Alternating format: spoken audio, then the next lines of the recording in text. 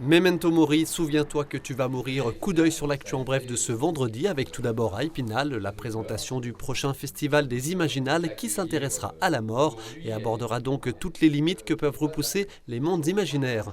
La 23e édition de ce rendez-vous d'envergure nationale et internationale dédié à la fantaisie se déroulera du jeudi 23 au dimanche 26 mai. À l'invitation de son nouveau directeur artistique, le dessinateur Gilles Francescano, 200 auteurs, illustrateurs et universitaires animeront rencontres littéraires, tables rondes et séances de dédicaces.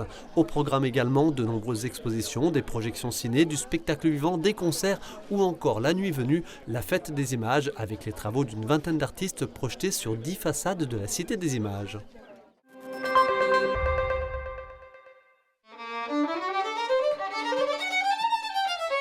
Petite pause musicale dans la course au scrutin européen du 9 juin, tout juste un mois après sa venue à Gigné en tant que président de la Fédération nationale des chasseurs, le nordiste Willy Schrein était de passage mercredi à Mirecourt chez le luthier Jean-Pierre Voinson.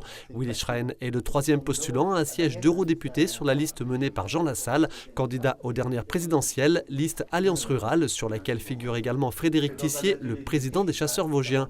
Une liste qui entend défendre une Europe du bon sens, une Europe qui soutient la ruralité et ses singularités identitaires, culturelles, sociales et donc ici artisanales.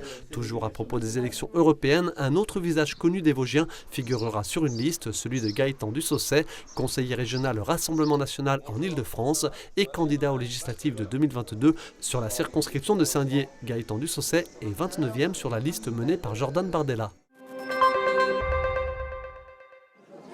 Ambiance guinguette mercredi soir à Laval-sur-Vologne, la ferme culturelle La Fête lançait sa saison. Si les organisateurs ont dû renoncer à leurs 3 festivals en raison du manque de soutien de certains de leurs partenaires, mais aussi suite à des menaces proférées à leur encontre, ils ont tenu à maintenir leur guinguette avec laquelle l'aventure a démarré en 2021. Cette saison s'annonce donc tout de même riche, avec chaque mercredi soir jusque fin septembre une proposition culturelle différente, concerts, DJ set ou encore théâtre d'improvisation. Ce tiers-lieu rural avait accueilli l'an passé près de 6000 personnes.